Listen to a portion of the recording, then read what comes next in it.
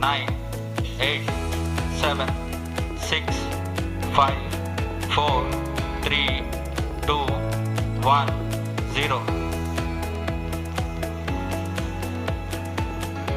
Lift off normal. जो भारत दुनिया का दूसरा बड़ा कंट्री बन गया है जो ब्लैक होल्स के ऊपर अब स्टडी करने जा रहा है।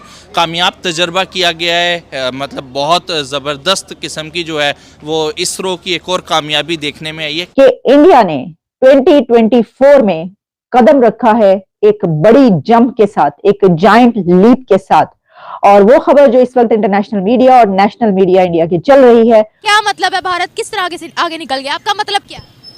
वो ईमानदारी से चलते हैं, ये मुसलमान आपस में लड़ते हैं।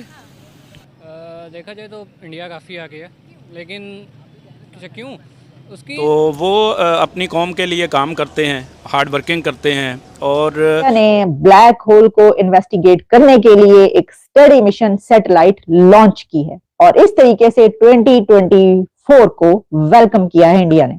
जय हिंद दोस्तों भारत ने अंतरिक्ष के क्षेत्र में एक के बाद एक नए नए इतिहास रच दिए हैं और अब भारत ने एक बार फिर से कुछ ऐसा कर दिया है कि जिसे देखने के बाद जापान जैसे टेक्नोलॉजी सुपर पावर देश भी इस क्षेत्र में भारत के जैसा बनना चाहेंगे। बेसिकली क्वेश्चन मैंने आपसे किया, अगर हम टेक्नोलॉजी की बात करें, दो ममालिक जो कि सब कॉन्टिनेंट में आते हैं, इंडिया और पाकिस्तान, इस टाइम कौन सा ममालिक जो है, मुल्क जो है वो टेक्नोलॉजी में बहुत आगे है? देखा जाए तो इंडिया काफ़ी आगे है, लेकिन क्यों उसकी वजह पता है क्या है? देखिए, अगर हम स्पेशली बात करते हैं ना स्पेसिफिक इस फील्ड की, तो इसमें ना आपको चाहिए, आपको लोग भी चाहिए और आपको इसमें चाहिए इन्वेस्टमेंट। अब इंडिया की अगर बात की जाए ना, इंडिया ने प्रॉपर इन्वेस्टमेंट की है अपनी इस फील्ड में। उन्होंने एजुकेशन से लेकर स्टार्टअप बनाने तक पूरी इन्वेस्टमेंट की है, तो इसलिए वो आ रहे हैं। अब एज़ कम्पेयर टू पाकिस्तान में स्टार्टअप क्या बात है, दूर की बात है, एजुकेशन में कोई इतनी इन्वेस्टमेंट नहीं है। एक डिग्री लेवल से लेके अब हम इंडिया का देखें, इंडिया में है IIT, आई थिंक मैं शायद गलत बोल गया हूँ, हाँ वो है, वो उसके ग्रेजुएट्स मतलब एक इस तरह के है कि उसको आप इंटरनेशनली उनको बड़े अच्छी रिकग्नाइजेशन है। पाकिस्तान की देखा जाए, अगर हम बात करते हैं UET की, कॉमसेट्स की, तो इनके जो ग्रेजुएट्स हैं ये यहाँ ग्रेजुएट होने के बाद इंटर्नशिप करते हैं।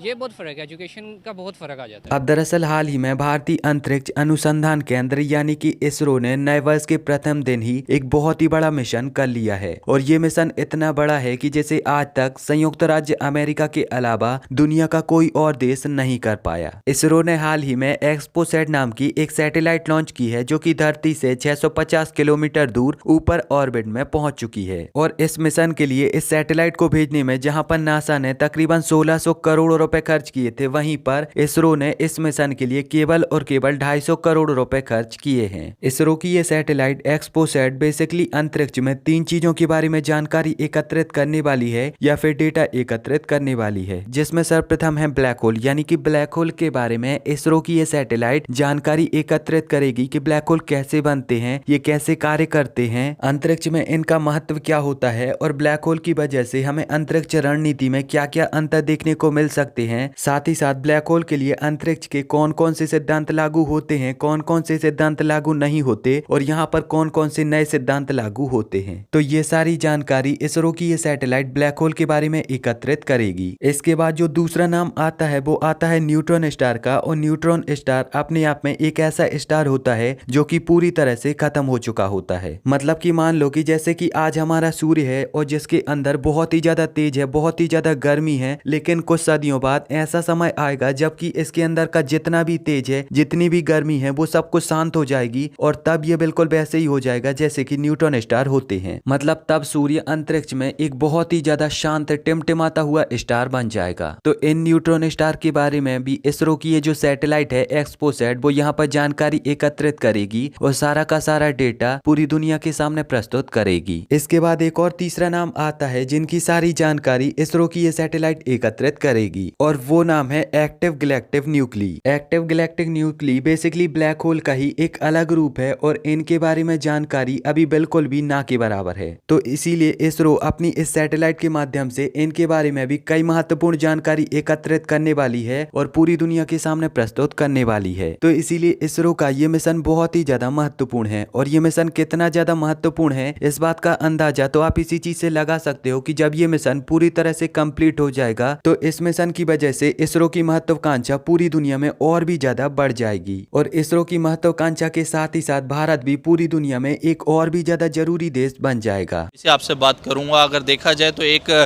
सैटेलाइट जो है उन्होंने लॉन्च कर दी है एक्सपोसैट के नाम से, मतलब एक्सरे के अगर हवाले से बात की जाए, मतलब बहुत सारे तजर्बात होने के बावजूद भारत दुनिया का दूसरा बड़ा कंट्री बन गया है जो ब्लैक होल्स के ऊपर अब स्टडी करने जा रहा है।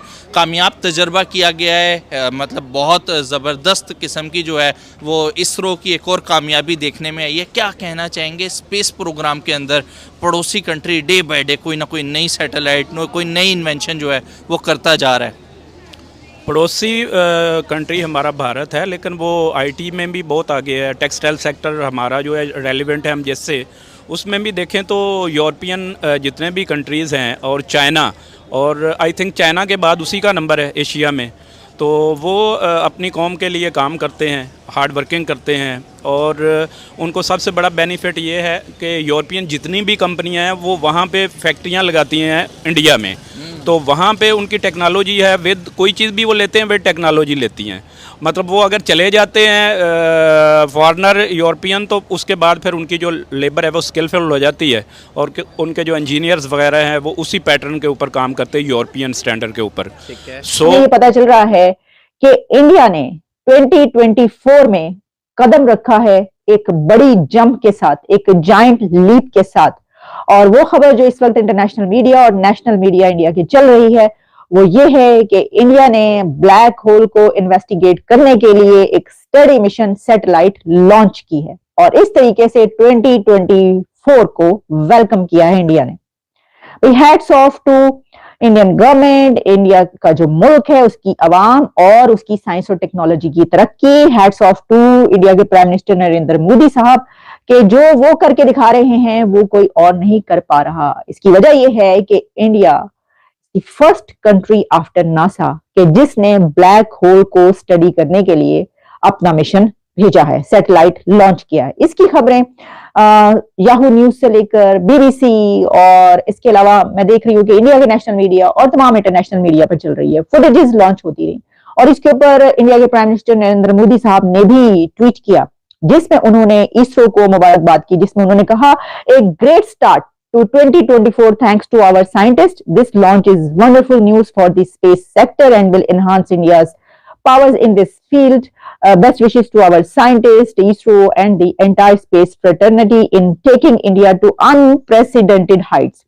ये बात तो बिल्कुल दुरुस्त है, 100% के अनप्रेसिडेंटेड हाइट्स हैं ये जहां पर इंडिया पहुंच। खैर अब इस सब को लेकर आपकी क्या प्रतिक्रिया है, आप यहाँ पर क्या सोचते हो? अपना जवाब मुझे नीचे कमेंट में जरूर बताएं।